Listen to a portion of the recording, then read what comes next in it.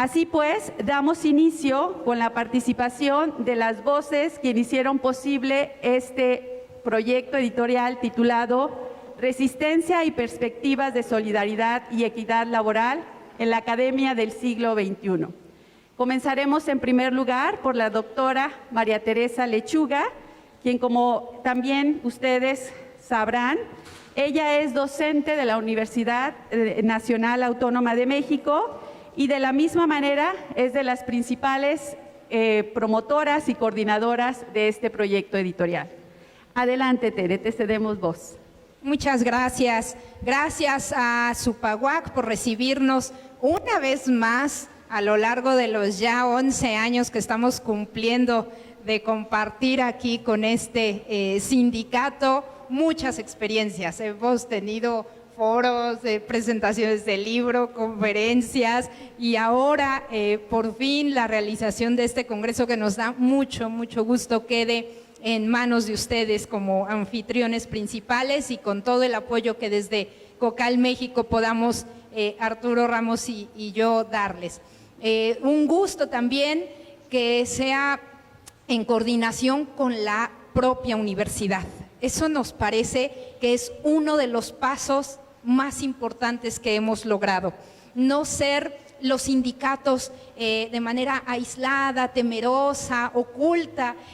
los que hacemos eventos y discutimos estas problemáticas, sino en el diálogo abierto, en el diálogo universitario con toda la gente quienes hacemos la universidad. Todos somos las universidades. Entonces, haber tenido la presencia aquí de la rectora Tere García Gasca,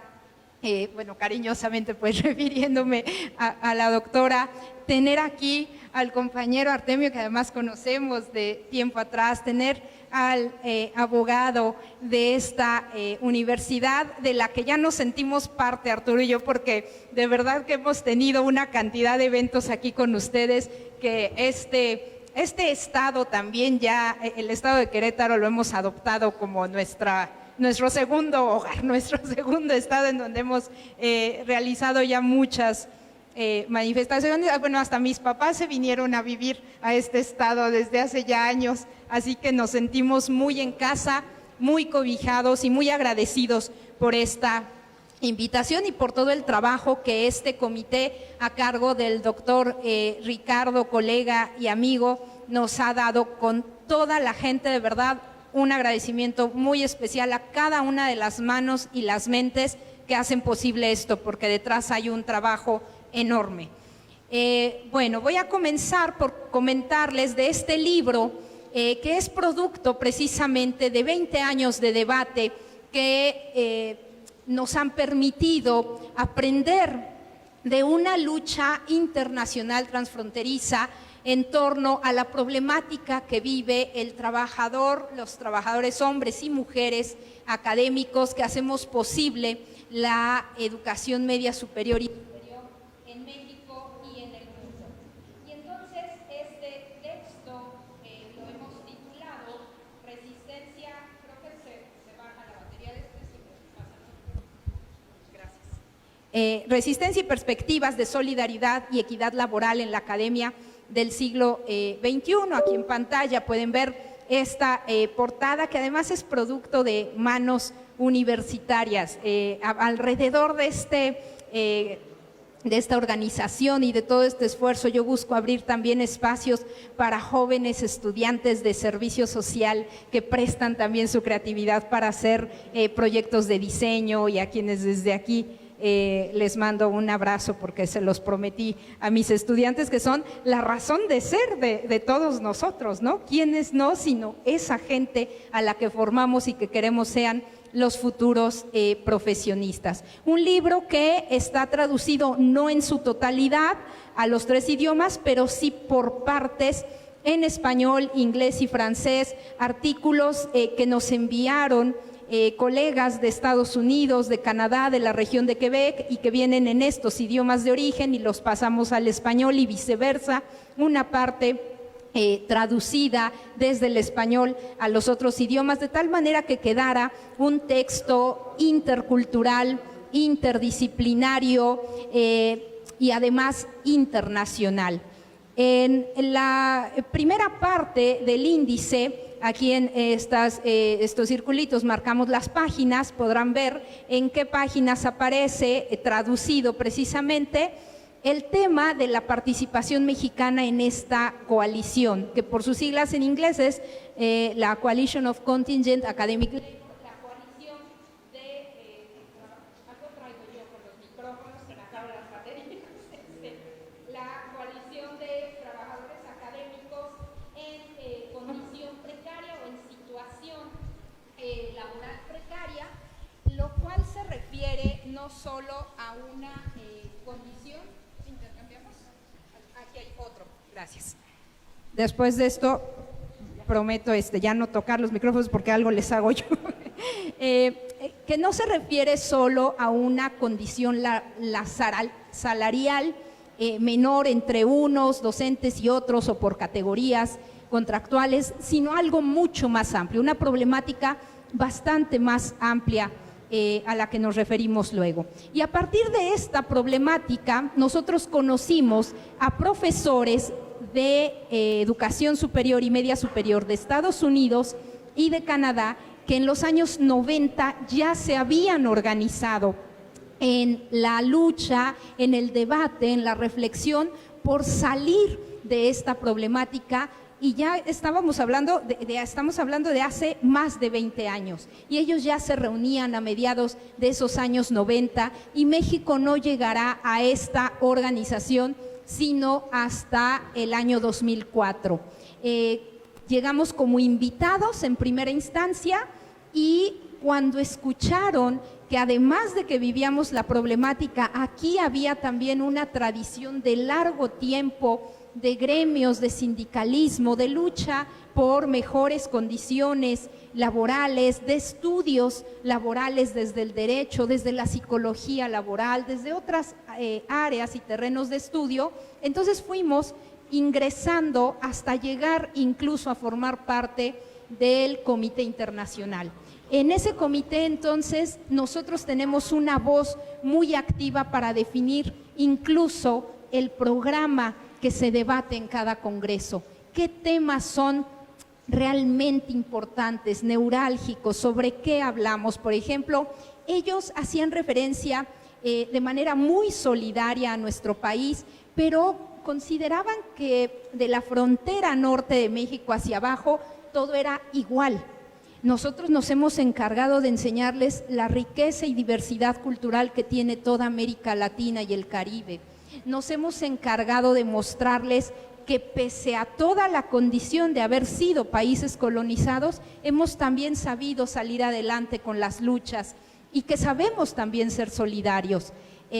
Nos preguntaban en ocasiones si teníamos suficientes auditorios para organizar un congreso internacional, suficientes auditorios en el país, ¿no? Entonces, bueno, cuando los llevamos a conocer la ciudad universitaria de la UNAM, pues se dieron cuenta que teníamos bastante más que solo auditorios, ¿no? Toda una historia detrás, y a partir de ahí hemos logrado ganar un terreno, me parece que de mucho respeto y de ser enlace para invitar a estos otros países de Latinoamérica. De eso hablamos en esa primera parte, en la que narramos además cómo fue que logramos involucrar para iniciar el primer congreso que llevamos a cabo en nuestro país, porque se hacía de manera turnada entre Estados Unidos y Canadá, un congreso bianual, y logramos convencerlos de que en México podíamos lograrlo e iniciamos en el año 2012. El primer congreso en México, que fue el número 10 internacional, se hizo en la Ciudad de México con sede en la UNAM, y logramos en esa ocasión que dos sindicatos que tiene la UNAM, APA-UNAM, en donde está el contrato de académicos, y ESTUNAM, que conjunta académicos y administrativos, participaran en este Congreso de la Mano, algo que no se había visto en años. Y sin embargo, esta problemática los unió, y los unió de manera muy solidaria, y en ese primer congreso participó Supaguac. Desde ahí está presente Supaguac, participando en todos los congresos que ha habido cada 2 años, y de eso hablamos en ese primer capítulo. Aquí está el ingeniero Agustín Rodríguez, quien falleció hace unas semanas de COVID, y a quien recordamos con gran afecto, porque desde el primer momento en que le presentamos el proyecto lo apoyó abiertamente en coordinación con APAUNAM, con la química Berta Rodríguez, a quien también le tenemos mucho agradecimiento y mucho afecto, porque entendieron la problemática y a partir de ahí abrieron el espacio para el diálogo directo, incluso con las autoridades. Han pasado los años y en el año 2020 le tocaba ser sede a este sindicato del siguiente congreso, pero la pandemia, sabemos, pues nos desplazó en tiempo, pero todo llega en su momento y entonces se llevará a cabo. De eso habla ese primer capítulo, y del segundo les hablará Arturo Ramos. Muy bien. Me voy a permitir previamente también refrendar la amistad y el compañerismo que hemos experimentado con el Supaguac y con la misma universidad en muchos momentos, al grado de que siempre que venimos nos sentimos en casa, y además ustedes siempre nos hacen sentir de esa manera. Esto no es algo secundario, porque si de algo habla el libro desde su título, cuando habla de la solidaridad, habla de ese espíritu que debería siempre estar presente en toda institución educativa, pero en particular las universidades públicas, de las que no solamente somos trabajadores, sino que ahí aprendimos muchas cosas, nos formamos. Y entonces cuando podemos hacer que, a pesar de que ha pasado un tiempo difícil, donde la solidaridad no ha sido el elemento que más se favorece, sino a veces el individualismo, el egoísmo, como prácticas cotidianas que nos hicieron perder toda una historia que como pueblo y como gremio teníamos. Las universidades se construyeron a partir de ese compromiso solidario de quienes enseñan, quienes organizan y quienes aprenden. Entonces, la experiencia de cercanía que hemos tenido con el Supaguac, a mí me gusta ponerlo en primer lugar como un elemento que nos identifica en la profundidad de esta responsabilidad enorme que tenemos con nuestras organizaciones sindicales, pero también con nuestras instituciones. Yo tuve la oportunidad de ser secretario general del Sindicato de Trabajadores Académicos de la Universidad Autónoma Chapingo, y yo recuerdo una cosa que debatíamos constantemente. Me acuerdo que había cierta intención de algunos representantes gubernamentales de cerrar algunos espacios de Chapingo, porque Chapingo es un proyecto de educación popular histórico. Es probablemente la universidad más democrática que hay en sus formas de organización, pero también quien ha recibido a los sectores populares de todo el país, sobre todo de aquellos lugares donde la agronomía seguía siendo el elemento, sigue siendo el elemento distintivo. Entonces llegaban jóvenes de todo tipo. Y me acuerdo que nos decía el abogado del sindicato: ¿quién va a defender a Chapingo en estos momentos difíciles? Y siempre la respuesta era el sindicato de profesores.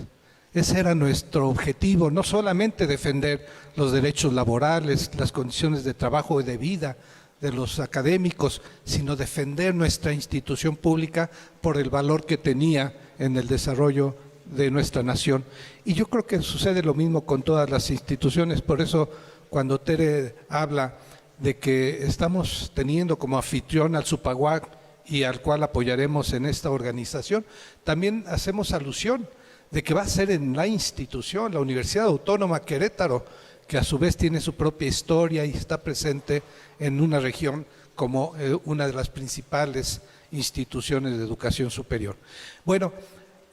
diciendo esto, entonces, ¿por qué este libro lo organizamos? Como dice Tere, es producto de muchas manos, muchas mentes, mucho compromiso, un diálogo que traspasó todas las barreras posibles, culturales, geográficas, lingüísticas, para encontrar en verdad muchos elementos tan comunes que nos hizo ver que había necesidad de respuestas también colectivas que fueran eficaces para mejorar las condiciones laborales bajo una idea, bajo un principio de que las condiciones dignas de trabajo son las que permiten un desarrollo académico suficientemente alto, elevado en todos los sentidos, para que rinda frutos en la formación de los jóvenes y en el desarrollo de las actividades de una universidad, como puede ser la docencia, la investigación, la difusión de la cultura, la extensión, el vínculo con la sociedad, etcétera, etcétera. Y entonces está organizado de una manera, ese fue un esfuerzo que hicimos, donde pudiéramos agrupar diferentes trabajos, ensayos que han sido presentados a lo largo del tiempo en los congresos, tanto aquí en México, en ese de 2012, como en otros realizados en diferentes ciudades de Estados Unidos y Canadá, incluso con la participación de algunos compañeros de América Latina, que también está presente en el libro. Y entonces, estos capítulos, por ejemplo, el segundo, que se refiere precisamente a ese análisis teórico histórico del trabajo académico, lo que tenemos son varios ensayos, trabajos, que intentan dar una explicación fundamentada de lo que significa el trabajo académico, que a veces puede ser o puede parecer una actividad rutinaria que enfrenta las cosas casi por inercia, pero en realidad eso no puede ser nunca la lógica de una universidad. El trabajo académico es complejo porque involucra a individuos cuya tarea es la relación con otros seres y otros grupos, y eso obliga a muchas cosas, a pensar, a vivir, a experimentar, y entonces están involucrados elementos filosóficos, psicológicos, emocionales y por supuesto también laborales. Y la pandemia nos ha enseñado mucho de eso, las dificultades que puede haber en una situación de emergencia sanitaria. Bueno, el caso es que aquí tenemos entonces varios trabajos encaminados a darnos ese tipo de oferta interpretativa proveniente de compañeros de diferentes instituciones. Ese es un gran valor porque el análisis comparativo permite ver diferentes perspectivas y entender a muchas veces lo que no vemos cuando estamos inmersos en el trabajo día a día. Y entonces puede ver uno experiencias que vienen del Politécnico, de la UNAM, de otras universidades de provincia, de las normales, etcétera, etcétera. Luego hay un tercer capítulo que se llama El trabajo académico precario en las instituciones públicas. Es difícil tener que decirlo, pero hay que hacerlo, de que desafortunadamente las instituciones de educación superior de México, según los datos oficiales de ANUYES, de la Subsecretaría de Educación Superior, significa que cerca del 80% de todos los profesores de universidades públicas y privadas se encuentran en situación precaria, con contratos temporales, con una incertidumbre e inestabilidad laboral significativa o con experiencias que se tienen que arreglar. Por ejemplo, aquí en la UAC, seguramente ustedes lo han tenido que revisar una y otra vez, ese problema de que se paguen por honorarios, porque esa figura laboral es complicada, porque de repente no se identifica como trabajadores, sino como prestadores de servicio, y eso rompe con una lógica que los académicos tenemos que siempre reconocer: somos trabajadores, y eso nos compromete en muchos sentidos, pero igual una nación y las instituciones públicas tienen que revisar esto. Por eso estamos pensando que un congreso tan importante como el que va a vivirse en la UAC puede de aquí desprenderse iniciativas de ley que de alguna manera atiendan las múltiples problemáticas que implica esto. Por eso hemos estado platicando con diputados y senadores, uno de los cuales es el exrector precisamente de la UAC, Gilberto Herrera, y ver la manera de que esto pudiera subsanarse. Por supuesto, se requieren recursos de la nación y no es fácil, siempre hay escasez de ellos. Pero bueno, el caso es que el trabajo académico precario impacta a una mayoría de los profesores de educación superior y media superior de México. Pero como ya lo dijo Tere, hemos ido descubriendo que esta situación también se vive en Estados Unidos y en Canadá, en particular en Estados Unidos, contra la idea que teníamos de que era un mundo feliz de un país rico y desarrollado, resulta que el 65 o 70% de su personal académico también vive situaciones precarias, a veces inclusive en algunos aspectos más difíciles. Por mencionarles algo, los profesores en las universidades de Estados Unidos tienen que trabajar en los cursos de verano porque de otra manera en algunos casos se interrumpe el servicio de salud y por lo tanto para no verse en el riesgo de vivir una experiencia difícil tienen que trabajar. En fin, hay ahí muchos elementos que hablan de esa condición. Y finalmente el cuarto capítulo, que habla de la organización y la resistencia a la construcción de alternativas, es uno de los elementos siempre más propositivos, donde los académicos mostramos ese espíritu universitario que acompaña nuestra nuestra actividad laboral y sindical, que es un derecho constitucional y una experiencia que en el mundo de los últimos 500 años hemos tenido que reivindicar de muchas maneras. Y aquí lo que vemos es que hemos resistido frente a algunas políticas que no han sido muy favorables para las universidades públicas y para los trabajadores académicos, pero también nos hemos organizado, por eso los sindicatos se justifican y cumplen un papel importante en la sociedad y en las universidades, pero también hemos empezado a configurar alternativas posibles dentro de esa adversidad y esa dificultad, y lo hemos aprendido de manera solidaria y recíproca con los compañeros de Estados Unidos y Canadá. Ellos han logrado de repente algunas conquistas que nos faltan, pero también nosotros les hemos dado una visión de lo que vivimos acá y cómo luchamos por mejorar las cosas. Ese último capítulo hay algunos rubros donde se intenta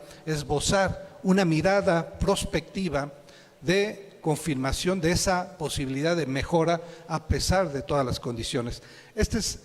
la composición del libro y los invitamos a que los lean porque es un instrumento que los va a colocar en el espacio del diálogo, como dijo Tere, transfronterizo, intergeneracional, interdisciplinario, intercultural, y eso por supuesto que enriquece la experiencia de cualquier universitario, cualquier sindicalista y cualquier sujeto comprometido con su siglo, su tiempo y en este caso su nación o su región o su mundo, un mundo cada vez más difícil y que tenemos que sostenerlo por el bien de todos y por el futuro de los que siguen nuestros pasos. Esto es un poco la idea de por qué el libro puede ser una herramienta para leer, dialogar y preparar ese evento que estamos seguros aquí en la Universidad Autónoma de Querétaro y con nuestros amigos del SUPAGUAC como anfitriones, va a alcanzar niveles de plenitud, de lucimiento, porque no solamente vamos a trabajar y discutir estos temas,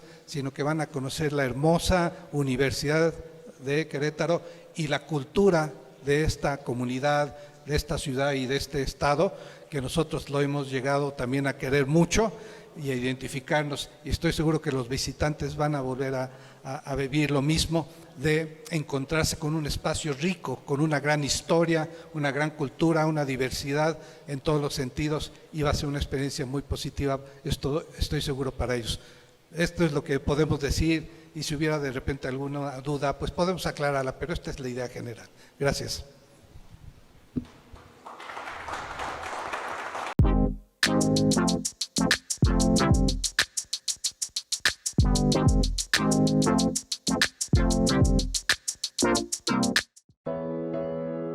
La Coalición de Trabajadores Académicos en Situación Precaria, o COCAL, por sus siglas en inglés, es la alianza de activistas de la educación superior del continente norteamericano, que trabaja para mejorar las condiciones laborales en colegios y universidades para el personal docente, incluyendo instructores adjuntos, de medio tiempo y no permanentes. La COCAL realiza conferencias para promover la lucha y exigencia por la obtención de trabajo equitativo y soluciones legislativas, así como dialogar alrededor de los efectos de la globalización en la educación superior.